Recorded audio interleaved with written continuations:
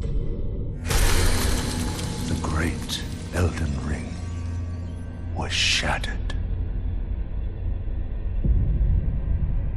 In our home, across the fog, the lands between. Now, Queen Marika the Eternal is nowhere to be found. Soon, Marika's offspring, demigods all, claimed the shards of the Elden Ring. A war leading to abandonment by the greater will. Rise now, ye tarnished, ye dead who yet live. And one other, whom grace would again bless. A tarnished of no renown.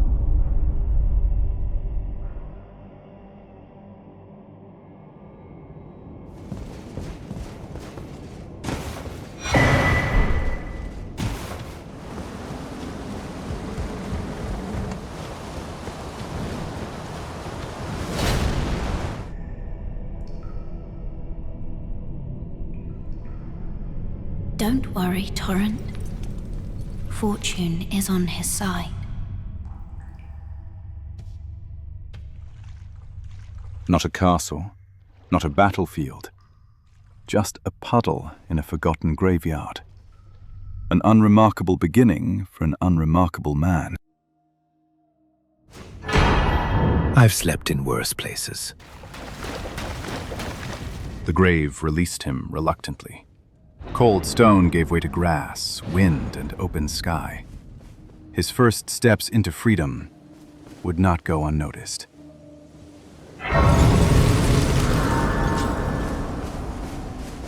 Oh, yes. Tarnished, are we? Come to the lands between for the Elden Ring? Of course you have. No shame in it. Unfortunately for you, however, you are maidenless. Without guidance, without the strength of runes, and without an invitation to the Roundtable hold, you are fated, it seems, to die in obscurity.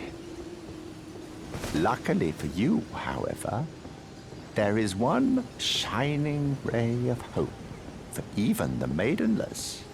Me, Varré. Take care to listen. Are you familiar with grace?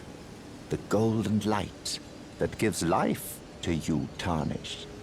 You may also behold its golden rays, pointing in a particular direction at times. That is the guidance of grace, the path that a tarnished must travel.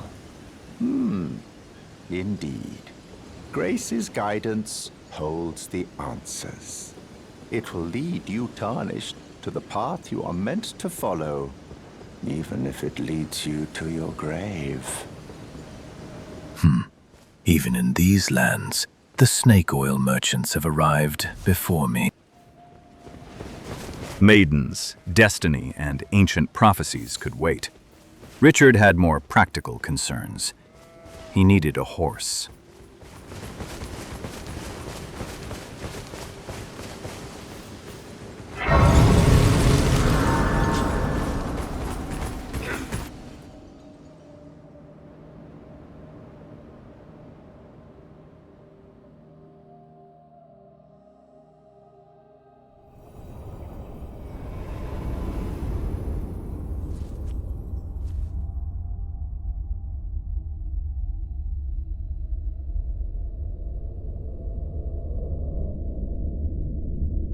Greetings, traveler from beyond the fog.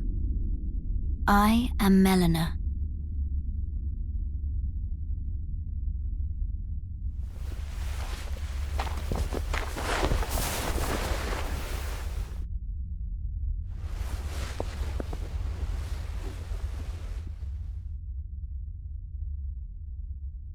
I offer you an accord.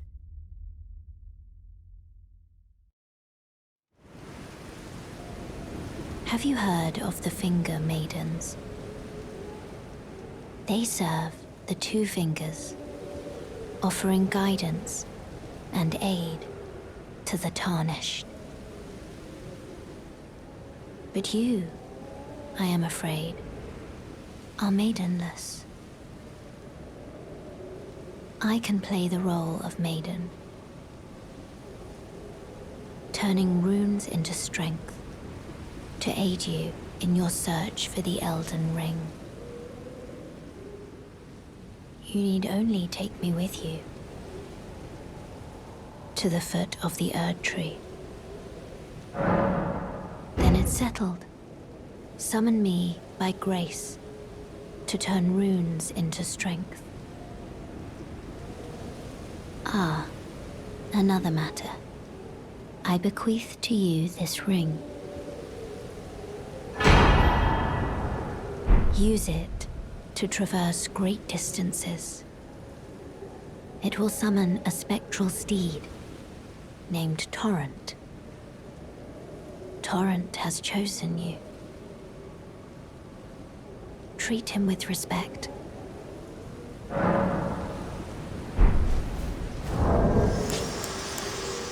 Well, a horse and a maiden.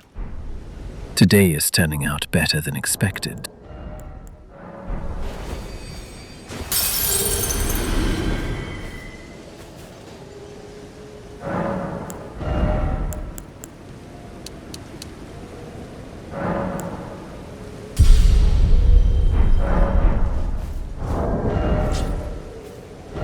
Now in possession of both a maiden and a horse, Richard found himself lacking one final necessity: a proper weapon.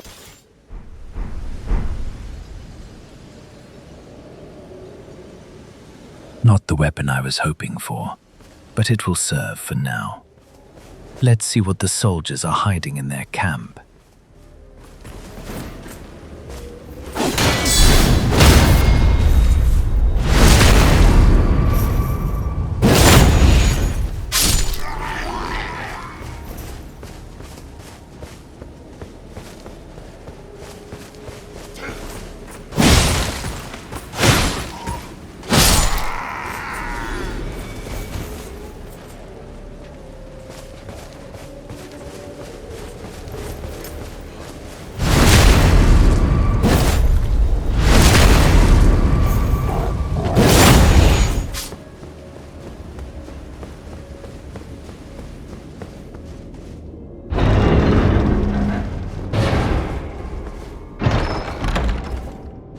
A few split skulls and dented helmets later, Richard discovered the camp's greatest treasure. Not a weapon, a whetstone knife.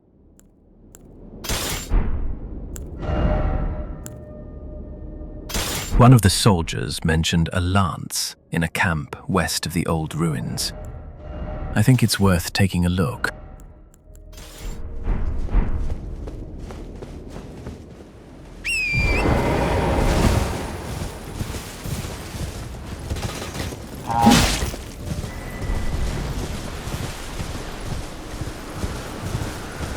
A mounted patrol. Perhaps the lance I'm looking for has already found an owner.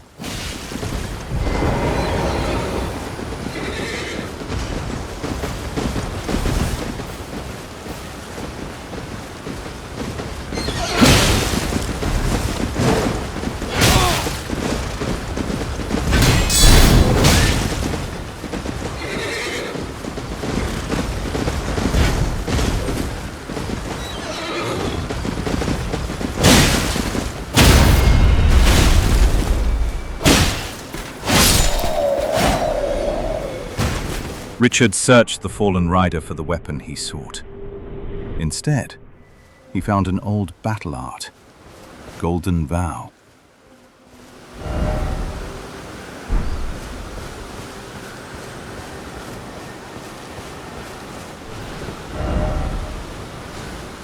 Richard's search continued. The next camp was already visible in the distance when a booming voice interrupted his thoughts. Someone, it seemed, had become stuck. Hello?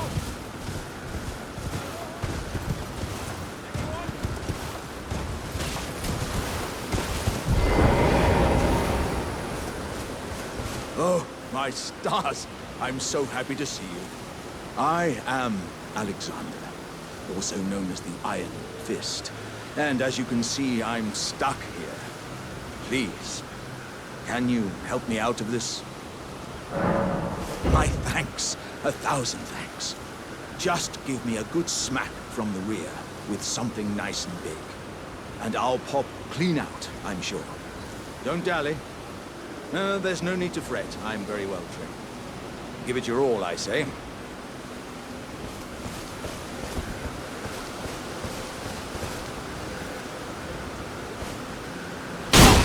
Ouch!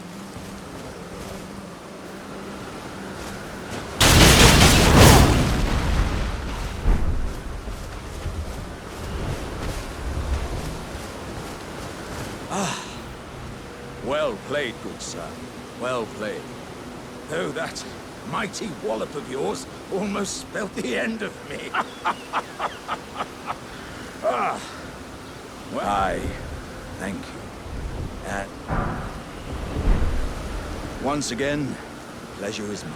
I journey to the east, where I intend to further my education. Beyond these lands lie the Scarlet. Upon their southern edge is Redmane. I'd heard Wisp doesn't the notions.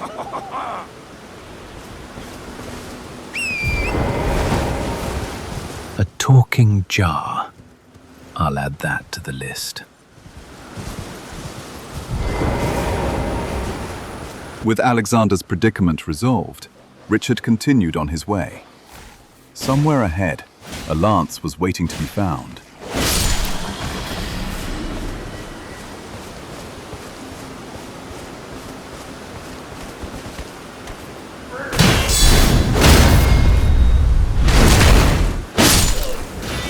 A few bruises, several broken helmets, and one very unfortunate camp later, Richard finally reached the top of the ruins. The lance rested beside its former owner. Where else? There you are. Not yet. Richard had learned an important lesson. The larger the foe, the greater the reward. If he wanted to grow stronger, he would need runes. And there were giants in Storm Hill.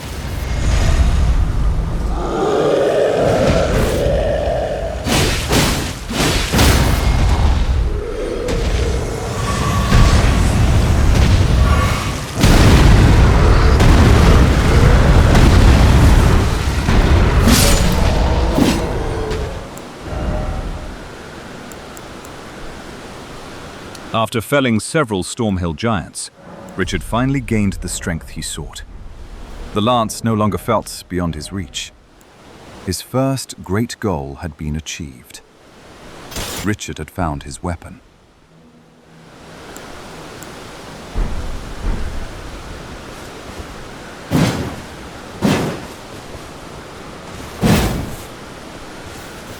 Bitte. Eager to test his new weapon, Richard returned to Gatefront. This time, however, the soldiers held little interest for him. He was looking for a greater challenge.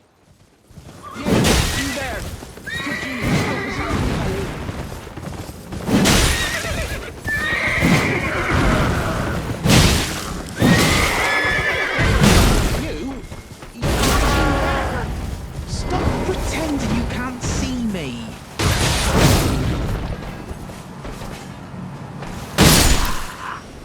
The first Caden mercenary was thrown from his horse before he knew what had happened. Richard found the result highly satisfactory. Better. What'd you go and do that for? Oh, yes. I remember. Some clod turned me into a tree. You were just breaking the spell, weren't you? Thank you. The name's Bok. I was pushed out of the cave, told not to come back. Not ever. Then I ended up as a tree. Lucky you came along, really. Oh, what a shame. When they threw me out of the cave, they took everything I owned. And so this is all I have to express my thanks. I hope you can forgive me. Or I could sneak back into their night. First a talking jar, now a talking monkey. The locals are certainly memorable. Before long, Richard found himself thoroughly lost in a dark forest. Scratching noises came from every direction, and something in the distance was howling. A map suddenly seemed like a brilliant invention. I miss roads.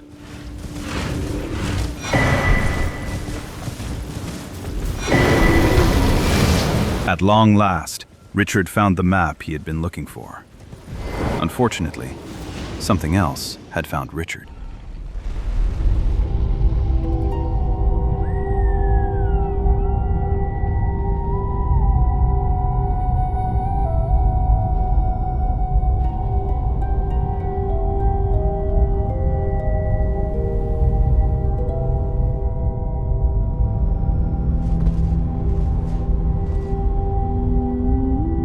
I don't miss elevators.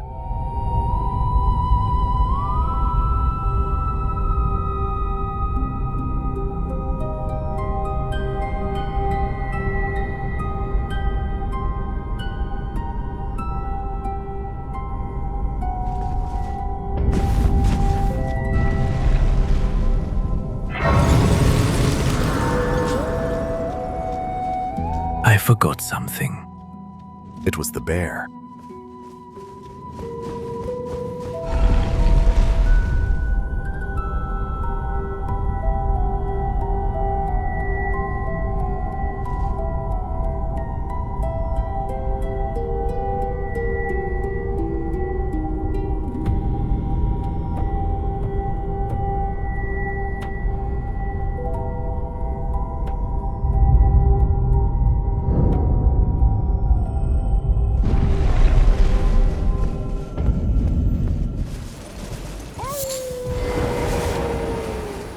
The Runebear that had chased Richard was nowhere to be found.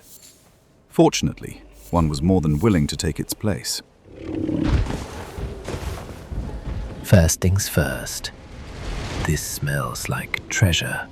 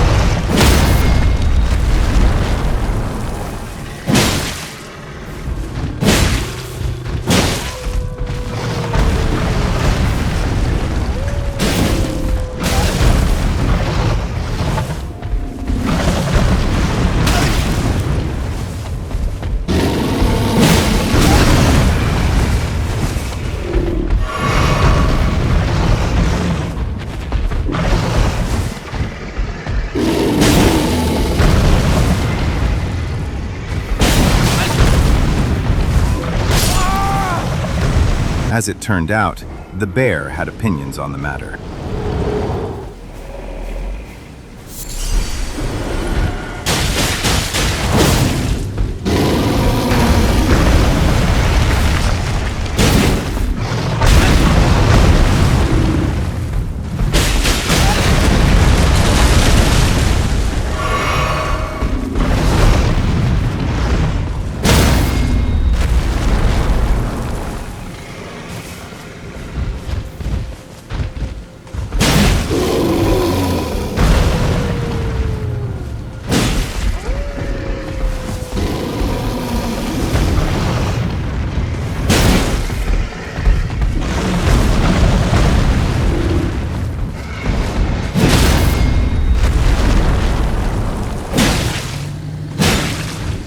I'd appreciate it if you'd stop hiding your head.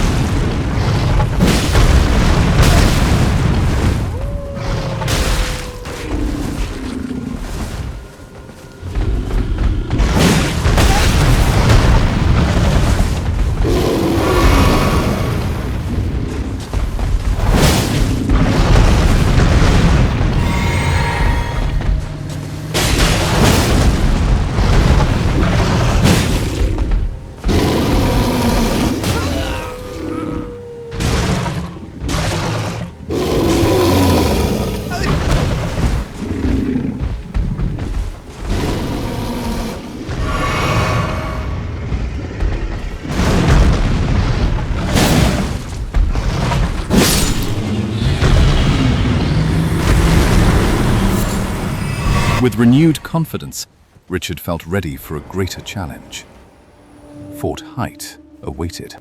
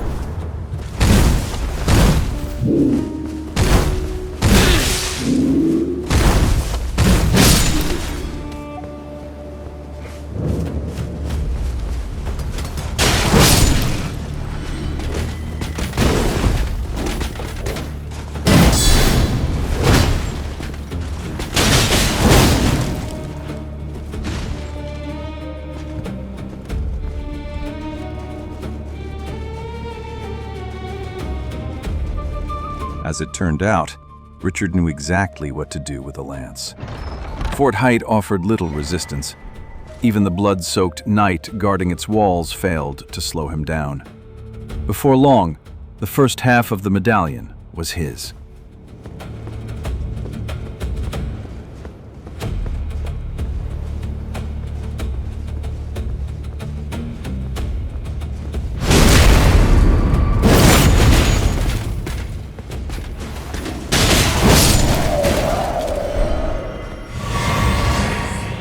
Fort Haight lay behind him. Castle Morn awaited. Richard told himself he was simply moving forward. Yet deep down, he was beginning to enjoy the act of conquest. Hello? Is somebody there? Might I bend your ear for a moment, please? My name is Irina. Would you mind taking a letter to my father? At the castle. My soul wishes that he escape. Please. Thank you. Dearly, then please.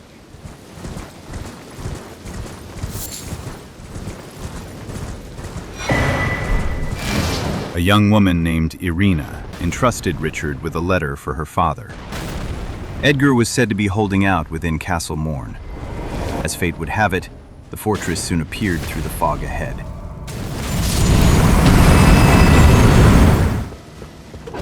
Richard had been carrying the Lord Sworn's shield for some time now. Castle Morn seemed like a suitable place to finally put it to the test. At the very least, Richard would soon discover whether a larger shield could compensate for a missing shirt.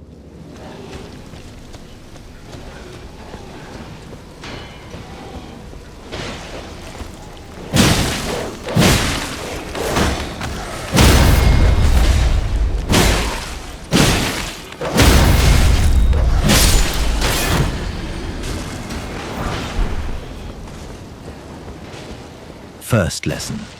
Stamina is key.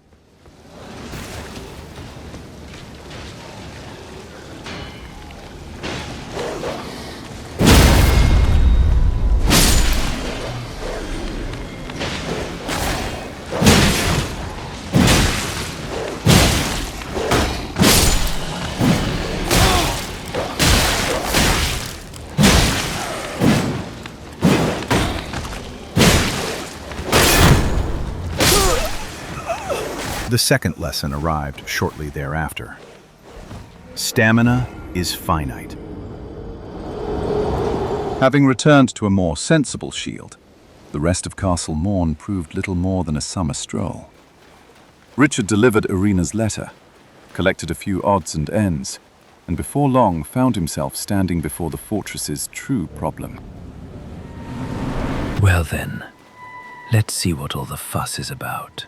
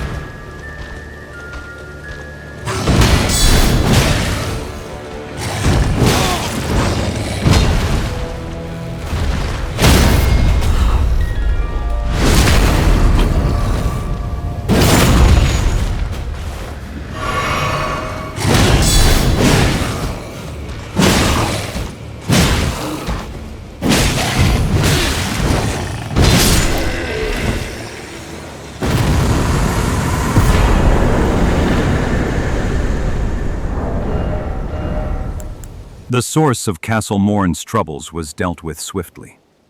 The beast left behind a sword. Richard looked at it, nodded politely, and kept his lance.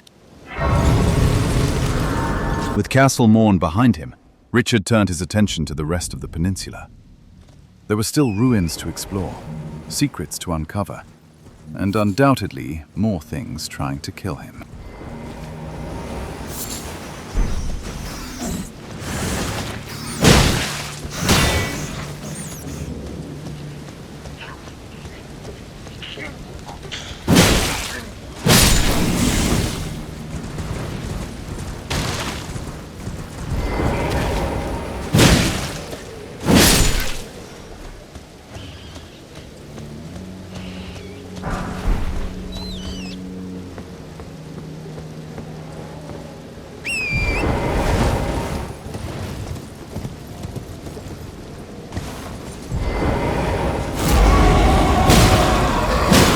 Richard soon reached the village of the Frenzied, crossed the Western Bridge, and paid a visit to the Church of Pilgrimage.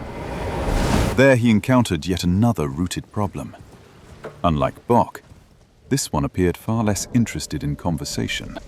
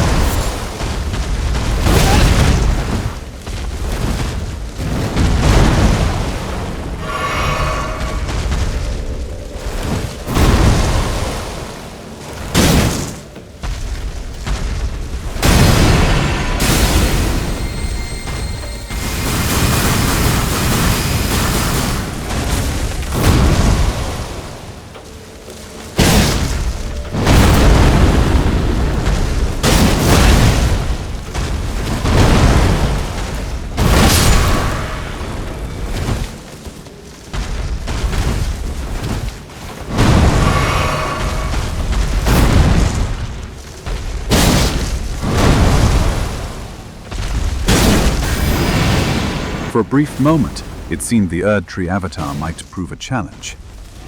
The moment passed quickly.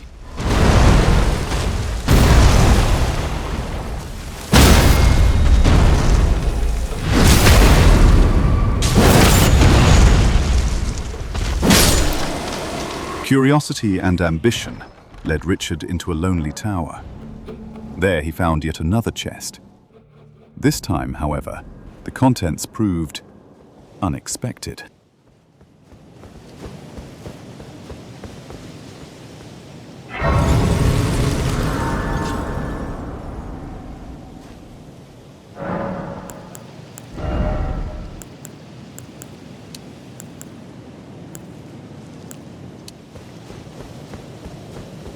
A colossal war golem guarded the treasure.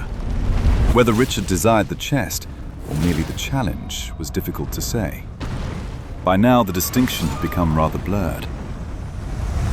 That's a rather large lock. I suspect the chest is the easy part.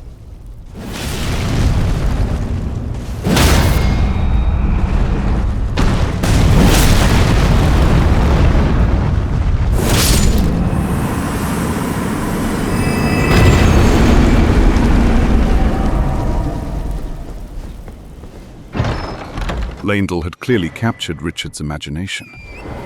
His thoughts soon returned to the grand lift and the medallion spoken of by the old crones. One half was already in his possession. The second was set to rest somewhere in Caelid. Conveniently, a hidden transporter near Mistwood offered a shortcut.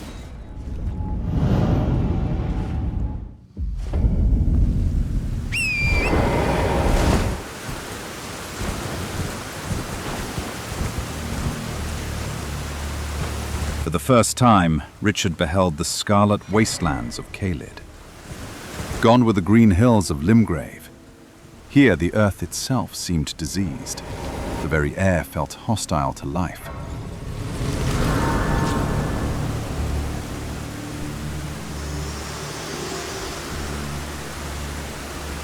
Forgive me. I've been testing you. I can take you to the Roundtable Hall, gathering place of tarnished champions, guided by grace. Very well. Let my hand rest upon you for but a moment.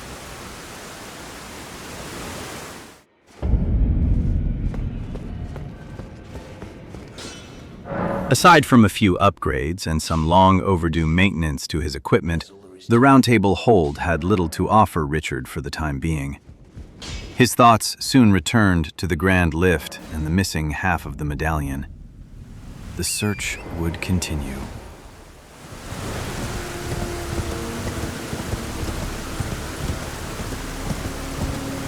Then Richard saw something that immediately captured his attention. A creature unlike anything he had encountered before. A dragon. The great beast patrolled the bridge ahead, majestic and terrible in equal measure. Richard was so fascinated that the thought of hiding never even crossed his mind. So far I've met talking jars and talking monkeys. I wonder if dragons can talk as well.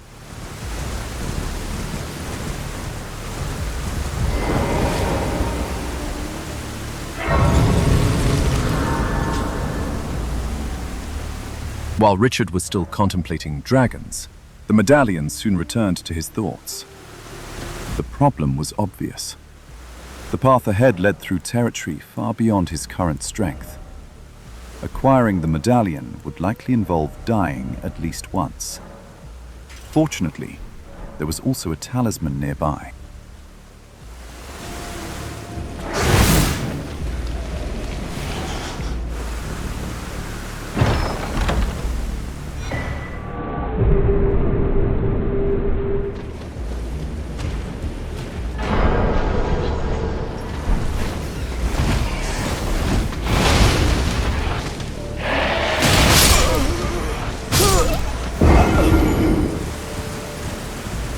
Having secured the second half of the medallion, Richard ventured deeper into Caelid.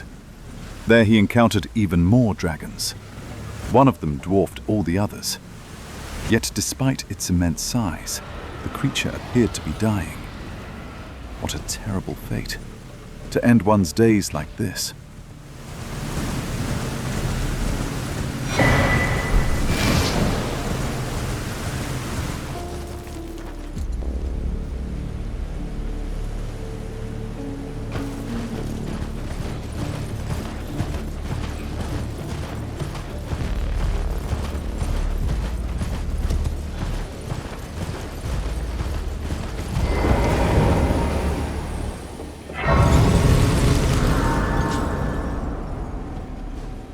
I was beginning to wonder why there were so many sheep around here. Now I think I've found the answer. There's been an age since I've seen a customer. Caelid had left an impression on Richard. Not all of it was encouraging. He could feel the danger lurking within that blighted land. If he wished to survive there, he would need to grow stronger. For now, the Weeping Peninsula still held secrets of its own. Richard returned south to explore the Tombsward ruins. And there was still the matter of a giant walking bell that had demanded his attention.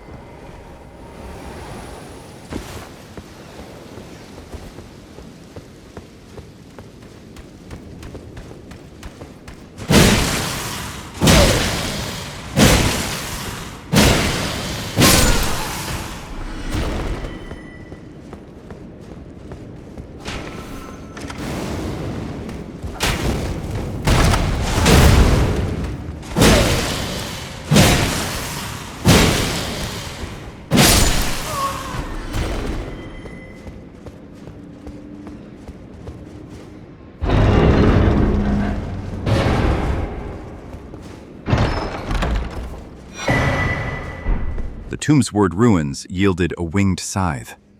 Richard examined it carefully. His opinion failed to improve.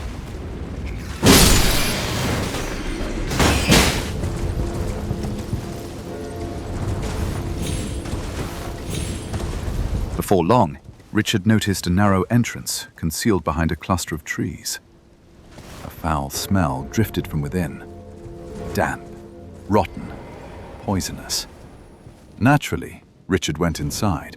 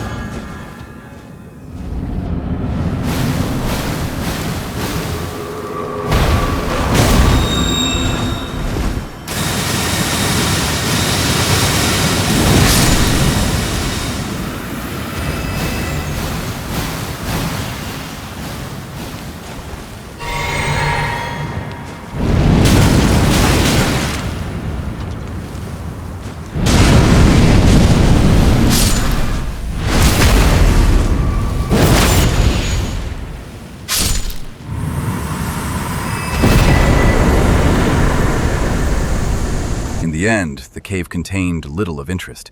A cookbook, a talisman. What Richard had expected to find remains unknown. Knowledge, experience, and the possibility of finding something extraordinary. By now, Richard had grown accustomed to the impossible. Talking jars no longer surprised him, nor did giant bears, talking monkeys, or enormous dragons. Then he noticed a walking bell tower.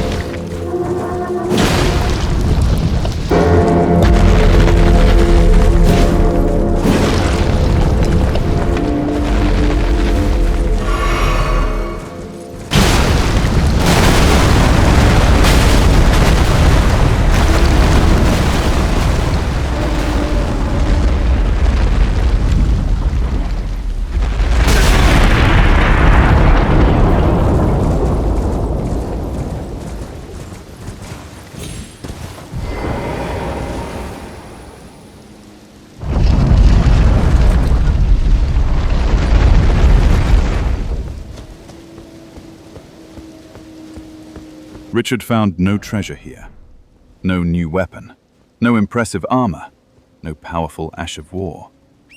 Yet once again, he left with experience and understanding.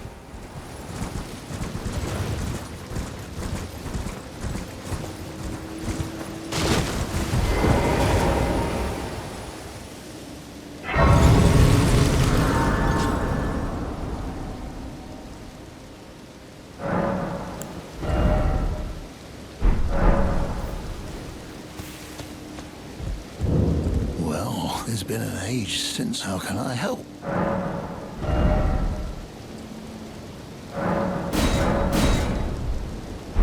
Have a safe journey. I've found a lance, crossed a wasteland, met dragons, and survived a walking bell tower. I'd call that a productive day.